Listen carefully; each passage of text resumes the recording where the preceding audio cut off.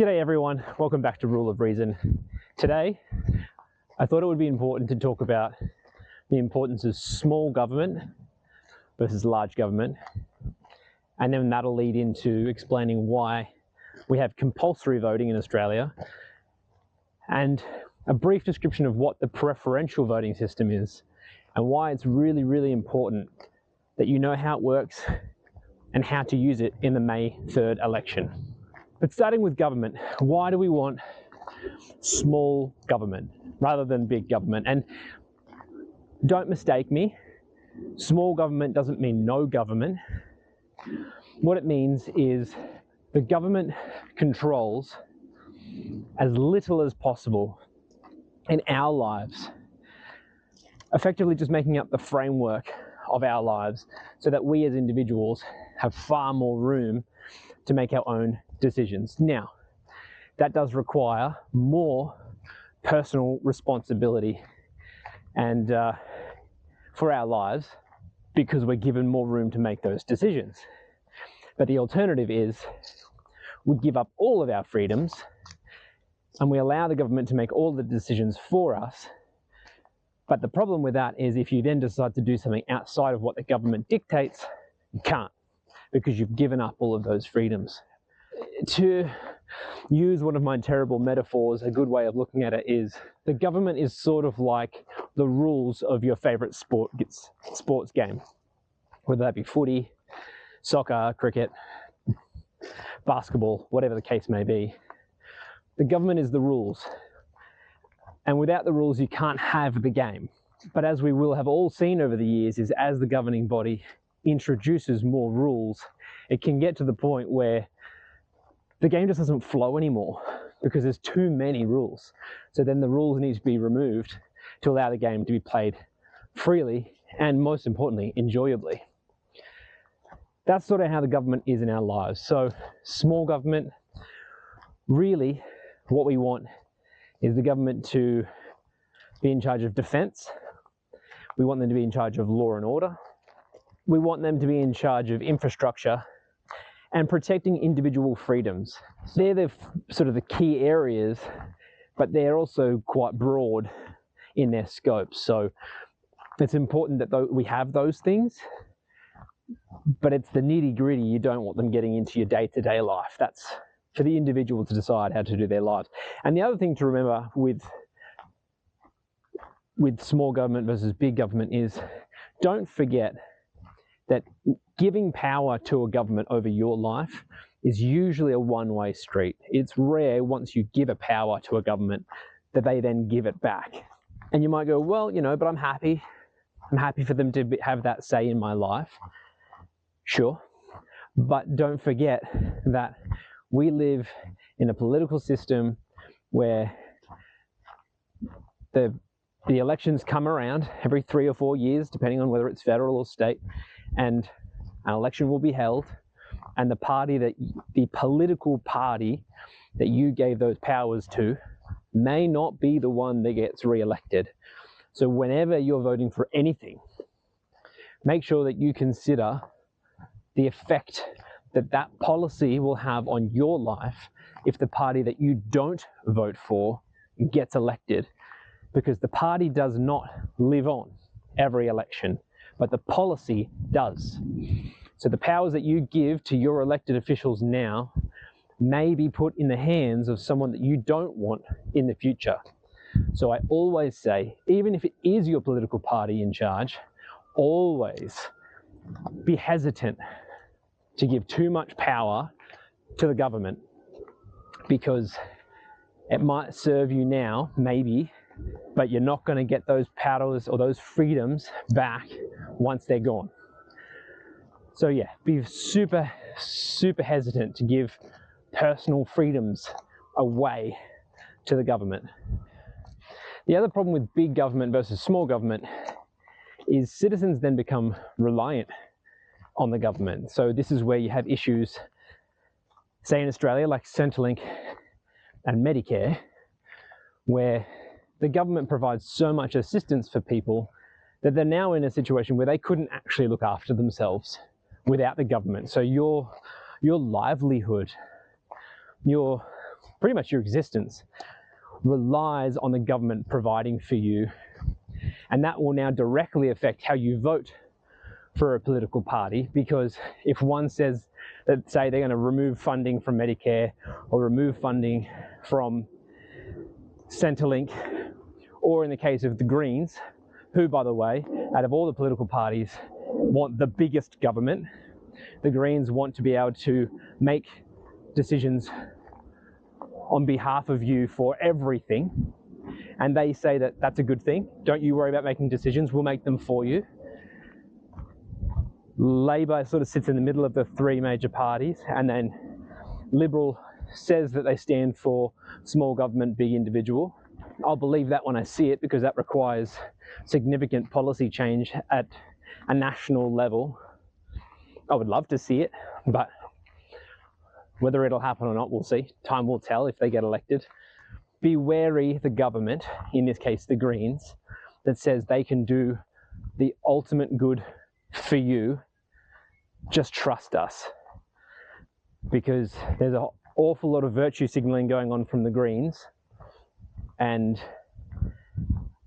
I'm wary the political party that says give us all the power and we will look after you.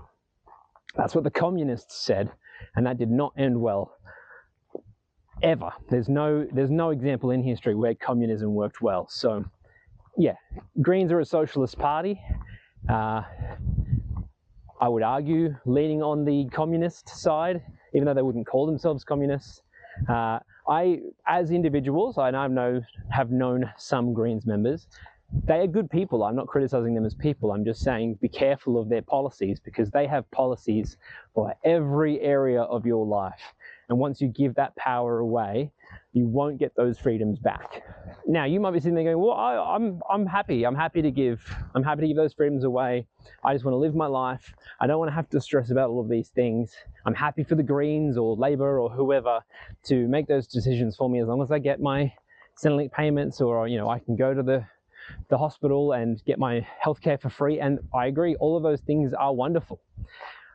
But don't forget that the more areas that the government is in control of, the more people that rely on the government to make these decisions for them, the more expensive the government becomes. And the reason why I use that term is governments don't make money. Governments receive revenue from their citizens. So the more things the government says they're going to do, the more taxes they're going to charge you to pay for it. Nothing is free. The government cannot offer you anything for free. And whatever they're offering you, you're paying for it. That's your tax dollars. So anytime you hear the government saying, we're going to do this, you're paying for it, not the government. The government doesn't make money. They don't have profits and losses. They have, we spent too much money or not enough money. That's how budget surplus or deficit works. It's all about how they spent your money. So remember, before you give away your freedoms or power to the government, just keep in mind that one, you're not likely to get those powers and freedoms back. And two, the more you require or ask of the government, the more they're going to tax you to pay for it. If the taxes continue to go up, that means there's less of your own money to spend. And so even though the cost of things in your life may not be more expensive, it will appear to you that you have less money. And the reason for that is because the government is taking it to prop up all of these government programs that everyone keeps voting in and approving. So what I will say, because it's not just one is better than the other, remember that in order to have smaller government, it requires more responsibility, personal responsibility. What do I mean? Okay, we can't afford the government housing program. And if you're like me, you might think that's not a bad thing, because typically the government doesn't do a good job of public housing, as can be evidenced in Australia right now. And when they do public housing, they're usually crime-ridden and they're not well maintained. How do we fix that personally? Well, you could have a look at examples like the Salvation Army, that are a private community-based organization that does an amazing job of providing housing and clothing and food for those in need. not government-based at all. And it would be somewhere, I would argue, because they don't have the same red tape that governments have, that they are able to do more good with every dollar that they receive. You could also look at state-based government's response to firefighting. It's usually quite slow and cumbersome, but when you look at the Rural Fire Service, say in New South Wales, for example, they have volunteers everywhere, and they're usually fantastic and proactive in the way that they do things. Or even just community spirit. It doesn't even need to be an official organisation. If you take the 2011 floods in Brisbane, for example, it took the state Labor government quite a long time to get organised to help people whose houses have been flooded. But the community rallied together, and that's where the name, the Mud Army, came together, because people from the community, they just grabbed what they needed and cleaned up. They helped people clean up. There was no government involved. That was just people being good people, because individuals together build the society. They are the personification of what it is to be an Aussie, to be a battler, as we band together, regardless of who people vote for, and you just help each other out, because that's what we do. We don't need a government to tell us what to do. We as individuals can just care for one another of our own responsibility. And there are more and more examples, but you get the idea. Actually, one more that I will say, because there's a big push to get mental health in Medicare. And yeah, look, that's great, but it is already in Medicare. But organisations like Beyond Blue and Lifeline, they are not affiliated with the government, and they do amazing work in the mental health sphere. So yeah, I'm not saying don't push for those areas to be put into Medicare, but be careful, because it costs a lot, and there are already programs in the community doing good work. So it's just a few points, but something to consider. If you don't ever want to make any decisions, but you don't ever want to have your own freedoms in life, vote for the parties that are going to implement big government in every area of your life.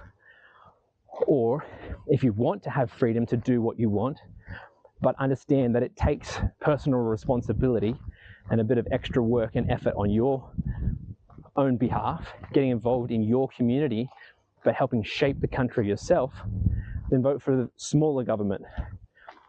Now, speaking of voting, in Australia we have compulsory voting. And there's a pro and a con. They're the key ones in this area. The people that are for compulsory voting like it because they say it gives you the most accurate representation of all areas of society with the parties that get elected. The cons, or people who are against it, argue that a large proportion of the population don't care who gets elected. They aren't informed, which I'm trying to do here with you guys and inform you, and therefore they just throw their vote, or a donkey vote as it's called. And so it's a waste, and so it actually skews the election, and the party that gets elected isn't necessarily an accurate representation of what the majority of people want because of these donkey votes.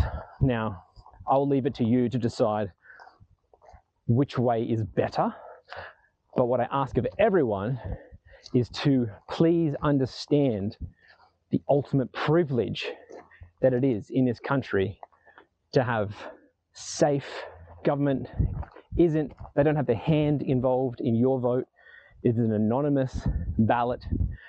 So you get to go in, there is no gun to your head, and you can just vote for whoever you want. No one knows who you voted for unless you tell them. It's scrutinied, and we get what we get. To have that, I don't think people realize how fortunate we are to live in a country that has that system. So many countries around the world. I mean, look at Russia. How many of the past opposition leaders in Russia have drunk some spicy tea or fallen out of their window a couple of times? Like, that's not a fair political system. And yet there's definitely no risk of any of that here. So